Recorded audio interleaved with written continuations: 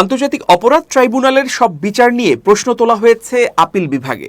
মানবতাবিরোধী অপরাধের মামলায় জামাত নেতা আব্দুল কাদের মোল্লাকে ফাঁসি দেওয়া হয়েছে সংক্ষিপ্ত রায়ের আলোকে।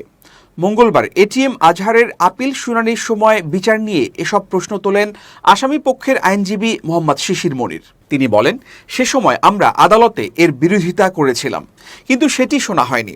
আদালতে প্রয়াত সিনিয়র আইনজীবী খোন্দকার মাহবুব হোসেন তখন বলেছিলেন, আমার প্র্যাকটিস জীবনের 53 বছরে এমনটি দেখিনি। তার কথাও কর্ণপাত করা হয়নি।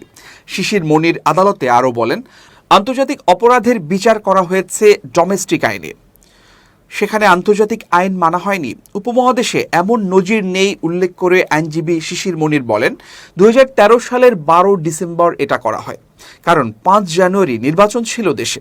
নির্বাচনের আগে ফাঁসি দিতে হবে, তাই এটা করা হয়। তিনি আরও বলেন, রিভিউ যখন খারিজ করা হয়, কেন খারিজ হলো সেটার কারণ লিখে ফাঁসি দিতে হতো, কিন্তু সংক্ষিপ্ত রায়ে লেখা ছিল না কী কারণে রিভিউ খারিজ করা হলো। সংক্ষিপ্ত রায় সাধারণত আসামিকে কারাগার থেকে বের করার সময় করা হয়।